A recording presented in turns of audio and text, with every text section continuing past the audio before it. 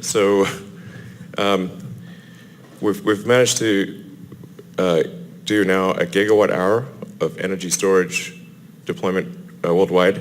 This is all the way through from the reign of Ramses II of Egypt through today, which is a very impressive period of time. And in less than a year from now, we will do another gigawatt. So it's a pretty massive, yeah.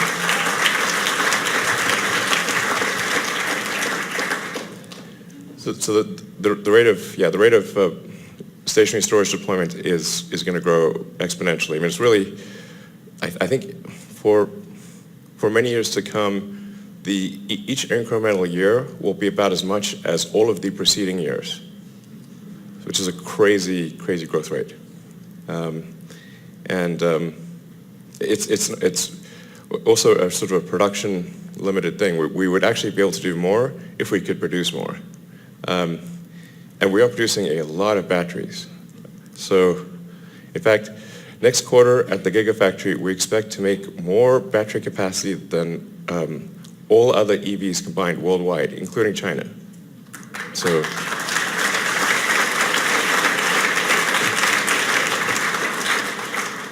I mean, this is a really crazy amount of batteries. This one factory will make more than all the other batteries on Earth. I think really deserving the Gigafactory sort of title. It's really nutty. We want to try to have maybe when things get calmed down a bit, have more tours available for Giga, because it's epic. It's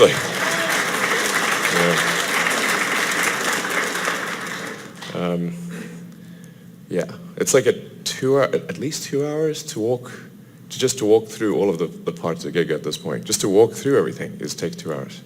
If you don't pause a lot, it's good exercise. So that's, pretty wild. Can I ask you about batteries for a second? Yeah, sure. So you're building this Gigafactory, right? It's built. Well, it's not completely built. Okay, but part of it's up and running. A big chunk of it's built, yeah. Part of it's up and running. It's a really gigantic thing. It's when the Gigafactory's done, it'll be the largest footprint building of any kind in the world. Of any kind, not just factories, literally of any kind. What is this? The largest rocket, the largest building? I mean... Well, I mean, I think it's not scale for scale's sake. It's just if you say, well, we want to accomplish these goals, then you kind of have to make a big thing. So, okay. You've got this big thing. It's this big, giant building. Right. Yeah. It's going to make batteries. The batteries it's going to make are lithium. We're going to have an opening. Well, it's not technically an opening party since it's been operating for a little while, but we're going to have a party soon. You guys maybe want to come. Okay. We can come? All right, yeah, good. Sure. We'll come to the battery it's party. But they can't come. I love it's worth seeing. This they is can't come, right? Just this is crazy. No. This is like an alien dreadnought. It's really nutty. Because I love a battery party, but yeah. Right, but talk about where it's going. Are these lithium-ion batteries? Yeah, sure. So they're the same batteries that's in our phone? No. Please explain. Yeah, so lithium. Have you made a battery breakthrough is something I'm interested in. Yeah, I mean, generally there's so much nonsense out there about batteries. You can believe about 1% of what you read, maybe. Lithium-ion covers a very broad range of technologies, and you can have an enormous difference in the power density and the energy density and the cycle life between one chemistry and another. They can be really enormously different. So what you really actually want to ask is, what is the cathode and what is the anode? Right. So in our case... That's right. Okay. I just put it in the lithium is actually 2% of the cell mass. Mm-hmm. So it's like the salt in the salad. It's a very small amount of the cell mass and a fairly small amount of the cost.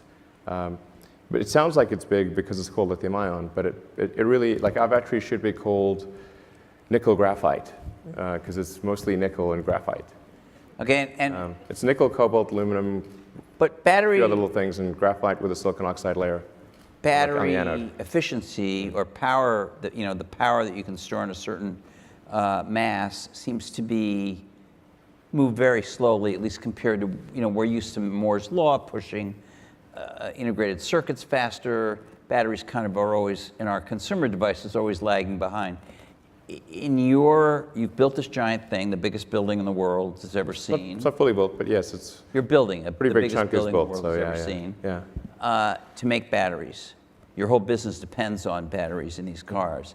Have you figured out a way to do some significant increase in the yield of energy from a given amount of space in the battery? Well, yeah, I mean, the energy density is increasing sort of maybe on the order of like 5-ish% per year. And it doesn't sound like much, but you add that up over a number of years with compound interest, it ends up being quite a significant number. And a lot of people sort of think that, oh, well, we just sort of cobbled together some laptop batteries and somehow made a great car. But if it was that easy, then I think we would have quite a few competitors who did the same thing. But it's really quite a lot harder than that. It's a cylindrical form factor, but the internals of the battery are quite different from what you would find in a laptop. And will be increasingly different with what's built at the Gigafactory, which is highly optimized for automotive, and has improved energy density. But mostly, it's not the energy density that's the issue, because you can if you buy a Model S today, the range is around 300 miles, and that's quite a lot. So it's pretty rare that people really need to go more than 300 miles at a time without stopping. Right.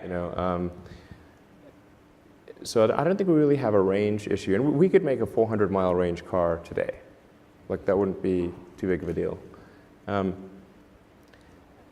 What really matters is decreasing the cost per unit of energy of the battery pack so you can make the car affordable. That's actually the important thing.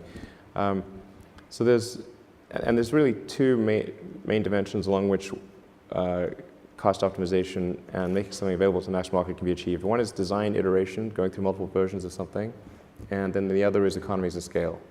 And you kind of need both of those things in order to make a compelling mass market product. And you look at like cell phones and how many design iterations have we gone through with cell phones, and look at the scale at which they're made, which is enormous.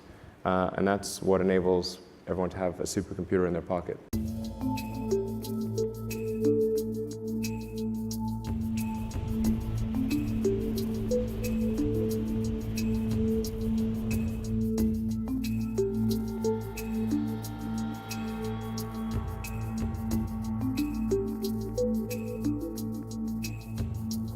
People think of factories too much like it's some sort of photocopy machine. It's just some boring thing that makes copies. But actually, it's vastly more complicated than the product that it makes.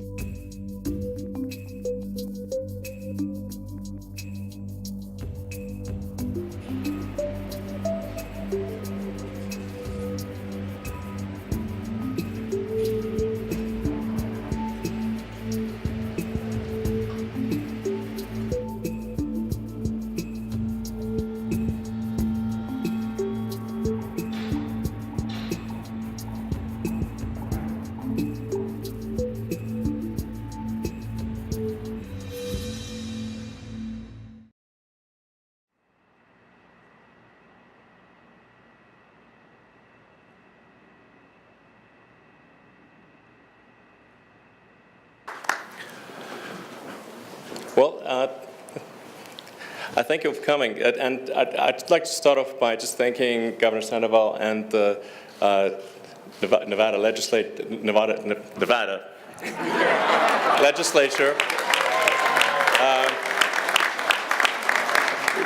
for their support. And I think people should know that this was not the biggest incentive package. So it wasn't just about the incentives.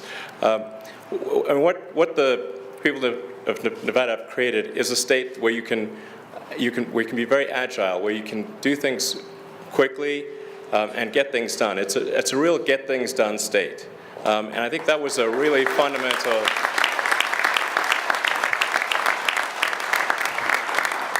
that was a really important part of the decision. This factory is very important to the future of Tesla, because without it, we can't do the mass market car.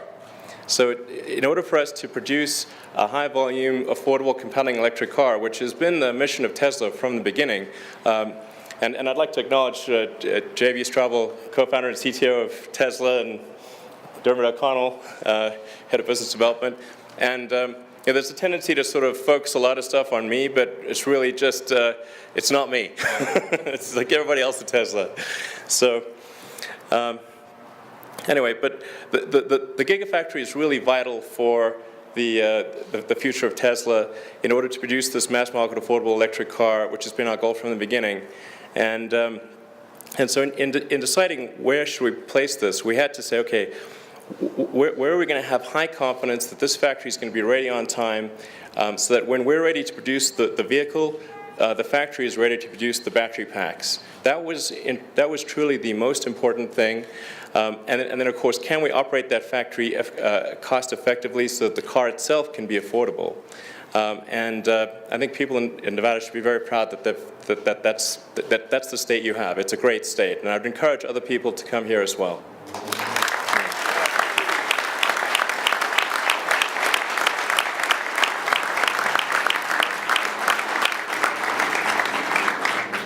And it's worth perhaps just highlighting the sheer scale of the Gigafactory. And why do we even call it the Gigafactory? It's because it's actually going to be, it's not just going to be the biggest lithium-ion battery factory in the world, but it'll actually be bigger than the sum of all lithium-ion factories in the world. So if you add up all the lithium-ion factories in China, Korea, Japan, elsewhere in the world, and you sum them all up, and all of their production capability last year, the Gigafactory is actually bigger than that. So it's difficult to quite describe in words, but it's a heck of a big factory. And I also want to just point out a few things about the nature of the factory. Like we're taking care to make sure that it looks good, that it fits in with the surroundings, so that it's a factory, but we care about aesthetics. Does it look good? Does it work with the rest of the environment? So the factory will actually be shaped like a diamond, and the reason for that is if you make it a box shape, we would have had to move a lot more earth. So in order to sort of have it fit more in the environment, we've had it shaped like a diamond, and then it's aligned on true north, so that we can actually have we can map out where the equipment's going to be by GPS. And we can also, the solar panels that'll be on the roof are also properly aligned. So it's sort of, I think it sounds kind of romantic to say it's shaped like a diamond and aligned on true north. But there are practical reasons for it as well. And this factory will produce its own energy as well. So it's through a combination of geothermal, wind, and solar, it will produce all the energy that it needs. So it'll be a sort of a self-contained factory.